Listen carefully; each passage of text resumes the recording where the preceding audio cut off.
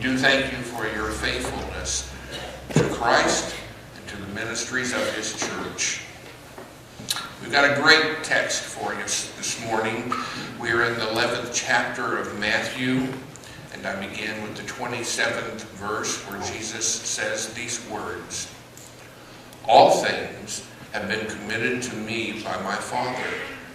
No one knows the Son except the Father, and no one knows the Father except the Son, and those to whom the Son chooses to reveal him. Come to me, all you who are weary and burdened, and I will give you rest. Take my yoke upon you, and learn from me, for I am gentle and humble in heart, and you will find rest for your souls." May God truly bless these words. In this new series of sermons, we are looking at God and searching out his character. With each message, we will discover the more we know about God, well, the more we'll learn about ourselves. And why is that? It's that way because God is relational. He is not carved as a face on the side of a mountain. He is a living, thinking, feeling God who wants to be known. It is in our relationship with him that we end up knowing not only him, but ourselves as well, with greater clarity. Last week, we centered upon the thought that before the gospel can really be good news, it first must need to be understood as bad news. And it is. Look at what Christ had to go through himself in order for it to become good news for us. Today, we look at the gospel as a comedy. Now, please know I thought long and hard to use these two words, tragedy and comedy, because they can be misleading. So I try to be very specific in how I'm using these two words. Today we center upon comedy. Just because it's a comedy doesn't mean that it's any less true. Don't build that association with the word comedy. The place to begin is with an elderly lady who is laughing. She is laughing because she is pushing 91 hard and has just been told she's going to have a baby. Her husband keeps a straight face for a few seconds longer than she does, but eventually he cracks up too and laughs. The woman's name is Sarah, of course, and the man's name is Abraham. The very same family, Annette, that you portrayed in your work of art. They're laughing at the idea of having a baby born in the geriatric ward with Medicare picking up the tab.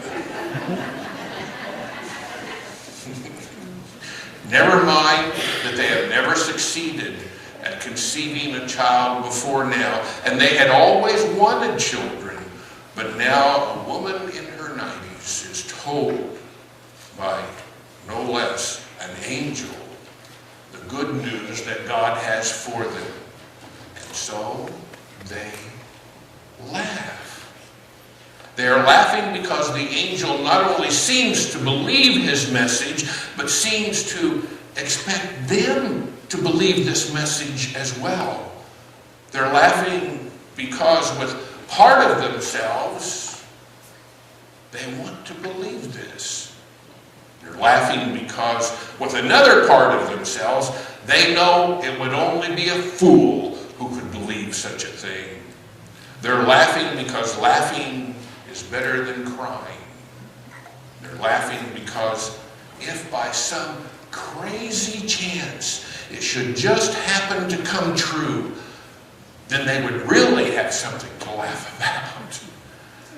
They're laughing at God and with God. And they're laughing at themselves too. too.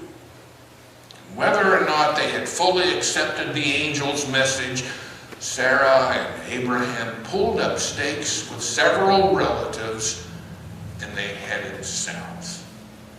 Because God's promise was more than just a baby, it also included a whole nation of people that would be spawned from this one child that was to be theirs. And not only that, part of God's promise was also a land that would be given to these people as well. Where does the laughter come from? It comes from as deep a place as tears come from. And in a way, it comes from the very same source. As much as tears do, it comes out of the darkness of the world where God is, of all missing persons, at times the most missed. Except that it comes not as an ally of darkness, but as an adversary. Not as a symptom of darkness, but as its cure. The laughter of Sarah and Abraham does not eliminate the darkness any more than it could erase all of those earlier years of living without children and suffering both the embarrassment and the disappointment of that. Every one of us knows darkness. It's that path that we have traveled that includes dark times like broken hearts, seemingly unanswered prayers, wounds that we thought had healed, and then they got reopened again. Broken relationships, dreams that have failed us, senseless tragedies, meanness and deceit by others, and conniving characters that we'd like to forget. Even grief is a part of the darkness that we have all carried upon our shoulders. The darkness is anything that saps the very life out of us. Darkness is inevitable. But comedy, even in the face of darkness, is the unforeseeable. How can Donald Duck foresee that after being run over by a steamroller, he will pick himself up on the other side as flat as a pancake for a few seconds, but alive and squawking? How can Charlie Chaplin, in his baggy pants and derby hat, foresee that though he has stood up by that girl, clobbered over the head by the policeman, and hit in the face with a custard pie, he will emerge dapper and gallant to the end, twirling that invincible cane and twitching that invincible mustache? Who could have predicted that God would not choose Esau, but that trickster Jacob instead? Who could have predicted that Moses, who was trying to beat the rap for having killed someone back in Egypt, and probably thought to himself, if it weren't for the honor of such a thing, I would prefer my brother Aaron go and do all of the work with Pharaoh? Who could have predicted such a thing as the prophets, who were a ragged bunch? They were untrained. They were poorly educated. Who could have predicted such a thing as David, who absolutely broke the heart of God with what he did with Bathsheba and Bathsheba's husband? All of these choices made by God are downright comical, because each one of them carries stains and wounds from their dark side. And yet, these are the ones God chose to carry out his work. And of course, there is the comedy, the unforeseeableness of the selection of the Jews. of all the peoples God could have chosen to be his holy people, God chose the Jews, who, as someone once said, are just like everybody else, even more so. More religious than anybody else when they're religious, and when they're secular, being secular as if they had invented the word themselves.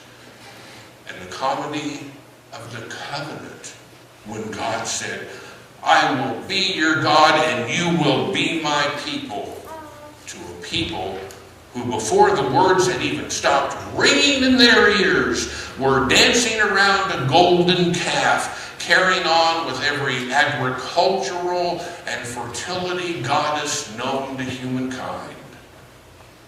But comedy, the actual comedy of God, is found most clearly in Jesus, the Son of God. God is the comic shepherd, Jesus tells us, who gets more of a kick out of leaving the 99 sheep to go off and to find the one who got himself in trouble and away from the rest of the sheep and got lost. That God is more eager to go find that one that's lost than even his satisfaction with the 99 who had behaved themselves. God is that eccentric host who, when the country club crowd all turned out to be too busy to come to his banquet, goes out into the skid rows and the soup kitchens and the charity wards to find people who would come to his banquet. The man with only one leg who sells candy at the corner, the elderly woman who wears 12 months out of the year that old fur coat as she goes through garbage cans in the alleys, the former veteran who stands at the exit ramp holding the sign, will work for food, the village idiot who stands at the corner and waves at every car all day long, non-stop. Yeah, they're the ones God is inviting to come to his banquet. They're the ones who know best of all the darkness of life, how harsh it can be, how tragic it can be, how unfair it can be, how difficult it can be. They are the ones who know that best. And when those whom God first called to his banquet are too busy to come, God goes into the streets and finds those who need him most. These are stories, if you read them, the parables of Jesus, they are stories of the outlandishness of God's grace, who will do impossible things even with impossible people. It is hard to think of any place where this is more apparent than in those two parables, the prodigal son or the Good Samaritan. In one case, a foolish son wastes his inheritance. In another, a Samaritan ends up helping the Jew while other Jews walk on by him as he laid there, beaten in the middle of the road. Is it possible, I wonder, to say that it is only when you hear the gospel as a wild and marvelous comedy that you really hear it at all? Heard as anything else, the gospel comes across as, well, that's the church's thing, or that's the preacher's thing. But when the gospel is heard as a comedy, high and unbidden and ringing with laughter, it can only be God's thing. In the prodigal son, it was the older brother who had stayed at home and worked for his father, while the younger brother was out blowing his inheritance. And yet it was the older brother who didn't understand the outlandish love of his Father. In the Good Samaritan, it was the two Jews who walked on by the beaten Jew there in the middle of the road. And of all people, a Samaritan, who the Jews and the Samaritans had no relationships with each other at all. It was a Samaritan who cared for that beaten Jew. The outlandish generosity of a Samaritan. In all of these parables, there's a common thread which holds them all together, and it announces, this is what God is like. And when it hits your heart, it's like a comedy.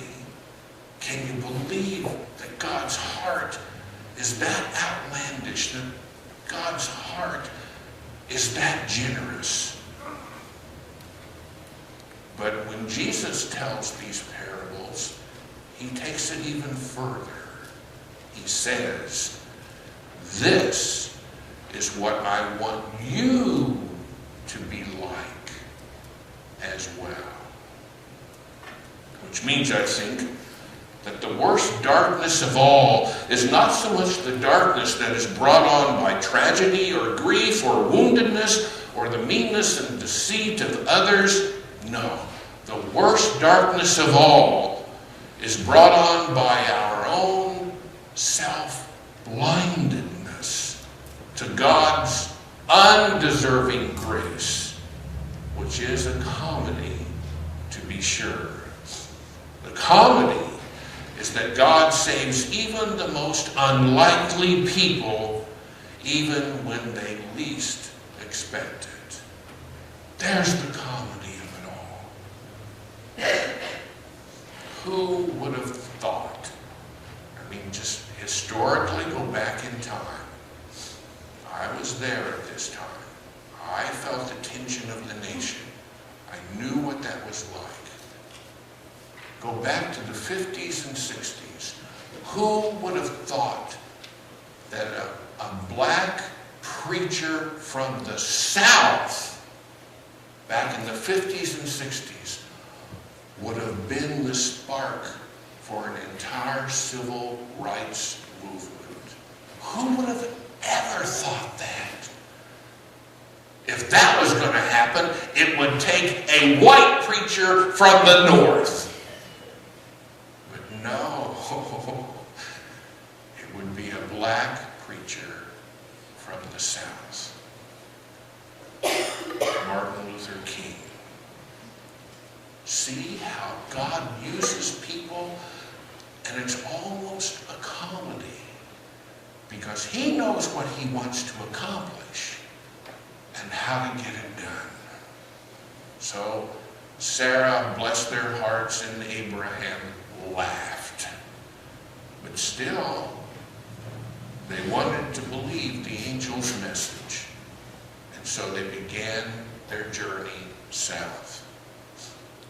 Many years later, another man spoke to those who were beginning to follow him. He looked upon them. When he looked upon the people, he could see their hurting eyes. He knew of the dark times of their lives, of the tragedies, of the poverty, of the hunger, of the illness that these people were going through. And he said to them something that had never been said religiously before, not even to the Jews. He said to them, "Come to me, all you who are weary and burdened, and I will give you rest. Take my yoke upon you and learn from me, for I am gentle and humble in heart, and you will find rest for your souls." Can you see why people would flock to that kind of message? And yet that message is the comedy itself. how in this universe can God be so great? The gospel is like a comedy because Jesus' words are too good not to believe. And there's the comedy.